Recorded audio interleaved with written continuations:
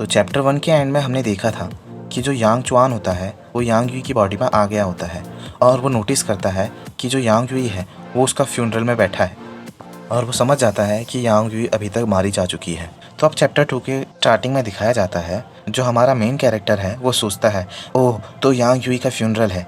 तभी उसके सामने यांग यूई की मदर होती है जो बोलती है क्या तुम खड़ी हो सकती हो, तो चलो हमें जल्दी घर चलना चाहिए। तब यांग चुआन सोचता है तो यांग यूई मारी गई तो लास्ट में मैं उसे बचा ना पाया और उसकी आंखों से आंसू बहने लगते हैं। तभी यांग यूई की मॉम बोलती है कि तुम क्यों रो रही हो।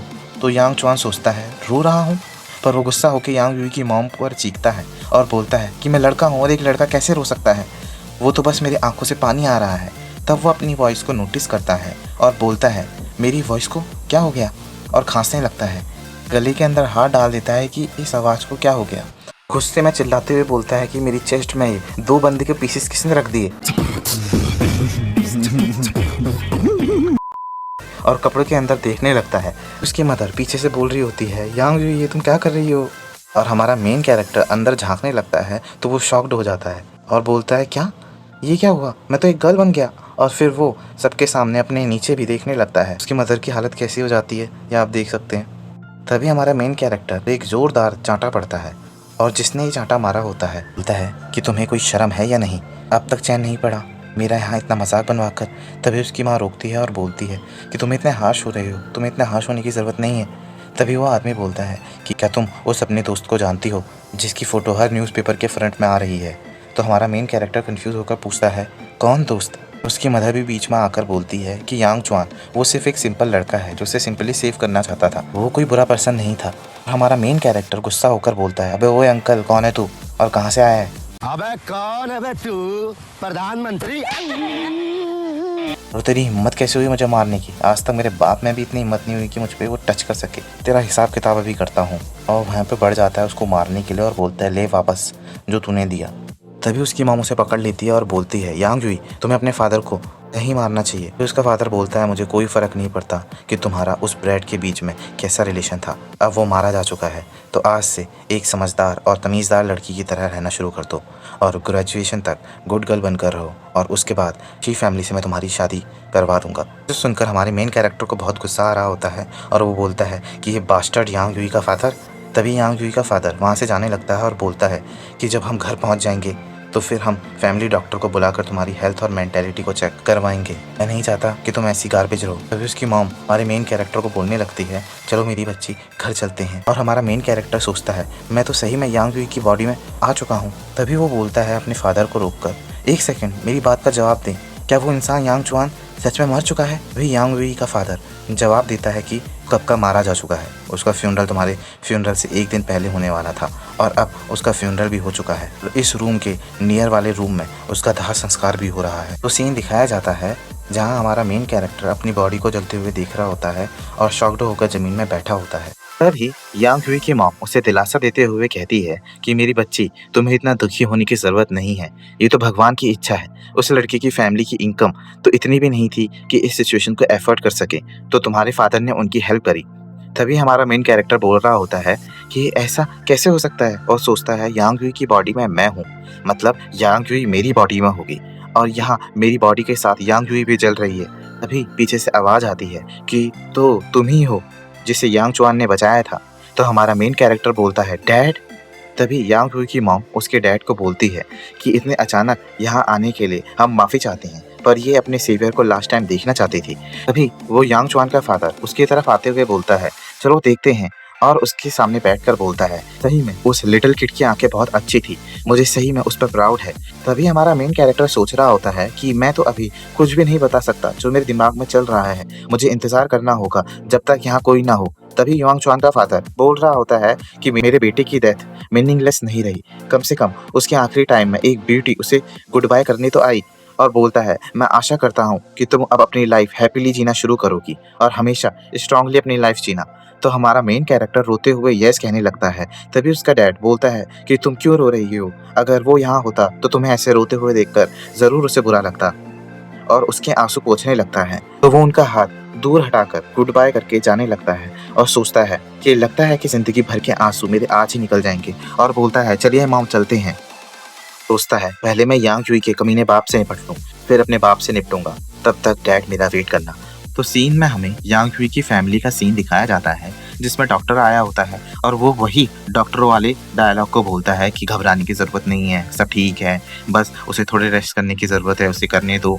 और बताता है कि हेल्थ ठीक है, बिकॉज ऑफ इतने बड़े एक्सीडेंट से वो निकली है, समय के लिए अपनी मेमोरी में उलझी है, बस उसे थोड़ा टाइम दे दे ठीक होने के लिए, कुछ ही टाइम में वो ठीक हो जाएगी और वापस अपने नॉर्मल रूटीन में आ जाएगी और जल्दी ही वो स्कूल भी जाने लग जाएगी। फिर उसकी माँ उसे देखने रूम में जाती है, जहाँ उसे लेटे हुए देखकर वो बोलती है कि ये जल्दी से अपनी स्ट्रेंथ को रीगेन कर ले, फिर वापस से डेली रूटीन में और स्कूल जा सकती है।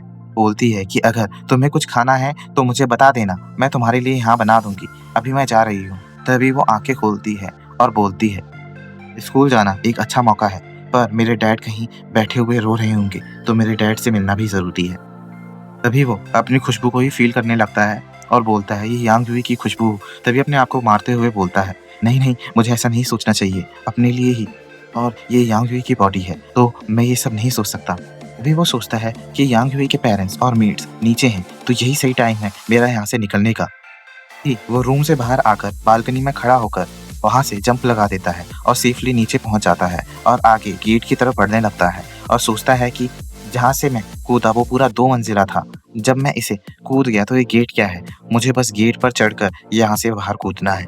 वो गेट पर चढ़ने के लिए गेट को पकड़ता है, तभी उसे 440 वॉट का करंट लग जाता है और वो वहीं जलकर जमीन में बेहोश हो जाता है। तभी वहाँ उसके गार्ड आते हैं और बोलते हैं कि सर नहीं नहीं, ये कोई चोर नहीं, ये हमारी यंग मिस है। तभी वहीं उसका फादर आ जाता है और बोलता है कि इसको रूम में लेके जाओ और लॉक कर दो। फिर हमारा सीन दिखाया जाता है जिसमें वो नहा रहा होता है और बोलता है कि यांग यूई कैसे इस जल्लाद बाप के साथ रहती थी।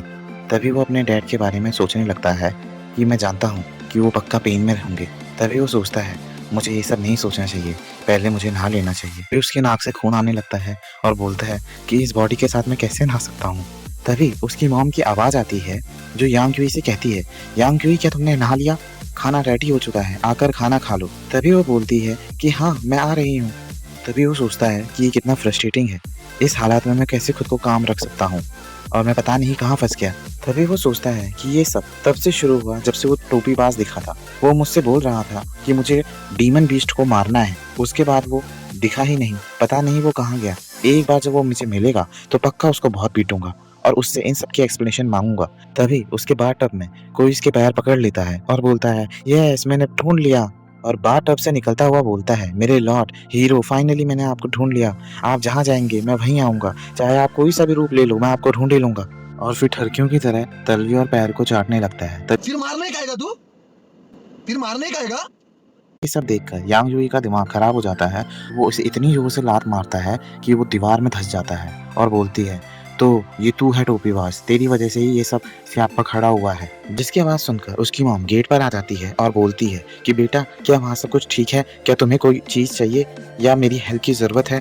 तभी हमारी मेन कैरेक्टर बोलती है कि नहीं मॉम, मुझे कोई ज़रूरत नहीं है। तभी वो टब से निकलकर कपड़े पहनने को चली जाती है और उस टोपीबाज के हाथ पैर और आंखें बांध देती है और बोलती है, अगर तूने देखा तो तेरी मौत यहीं होगी। और फिर वो कपड़े पहनकर बोलती है, अब बता टोपीबाज, कौन है तू और उस बीस्ट का क्या हुआ। तभी वो बोलता है, मैं सिर्फ तभी बोलूंगा जब पहले तो मुझे रिलीज करोगी। पर वो रिलीज नहीं करती और उसे घूर के देख रही होती है। फिर वो टोपीबाज बोलता है, मुझे ऐसे मत देखो, मैं गलत नहीं हूँ, सच बताऊं तो तुम ही वो रियल हीरो हो। जिसे सुनकर वो बोलती है, बकवास नहीं, जितना पूछा है वो बता कि कौन है तू और मेरे पीछे क्यों पड़ा है। तभी वो बोलता है, तुम हीरो हो और मैंने खुद तुम्हें अपनी आंखों से उस बीस्ट को मारते हुए देखा था। जब मैं वहां पहुंचा तो मैंने देखा अकेले तुमने सिर्फ एक स्लैश से उस स्नेक मॉन्स्टर के सारे हेड को काट दिया। तभी वो चीख कर बोलता है कि नहीं, ऐसा नहीं हो सकता, अगर मैं जीत गया था तो यांग यूई कैसे मरी। तभी उसको दर्द होने लगता है। तभी उसकी मॉम आ जाती है और बोलती है कि तुम अब कैसा फील कर रही हो, मैं तुम्हारे लिए खाना लेकर आई हूँ। तभी वो अपनी मॉम के सामने कुछ बहाना बनाकर समझाने की कोशिश करने लगती है कि मॉम आप गलत मत समझिए, ये लड़का तो। और उसकी मॉम बोलती है, बेटा कौन। तभी वो पीछे देखती है जहाँ टोपीबाज नहीं होता और वो सोचता है वो टोपीबाज कहाँ गया। तभी हमें कुछ दिन बाद का स्कूल का सीन दिखाया जाता है जहाँ हमारा मेन कैरेक्टर सोच रहा होता है कि वो कहाँ चला गया टोपीबाज। तभी उनके टीचर क्लासरूम में आते हैं और बोलते हैं कि अटेंशन बच्चों, हमारी क्लास में एक नया बच्चा ज्वाइन हुआ है। और उस बच्चे को बोलते हैं कि अपनी क्लासमेट को खुद को इंट्रोड्यूस करवाओ। और वो बोलता है कि मेरा नाम है रोंग वू, हॉबी है हीरो को ढूंढना। यहाँ दिखाते हैं कि जो टोपीबाज है उसने यांग यूई की क्लास को ज्वाइन कर लिया है। तो यहीं ये एपिसोड खत्म हो जाता है और देखते हैं कि नेक्स्ट एपिसोड में कि अब क्या होगा। मजा आया और मैं ये जो मजा है हिंदुस्तान के हर व्यक्ति को देना चाहता हूँ। और हमारे चैनल को सब्सक्राइब कर दें और ये वीडियो पसंद आए तो इसे लाइक करें और कमेंट सेक्शन में बताएं कि आपको इसका नेक्स्ट पार्ट चाहिए कि नहीं।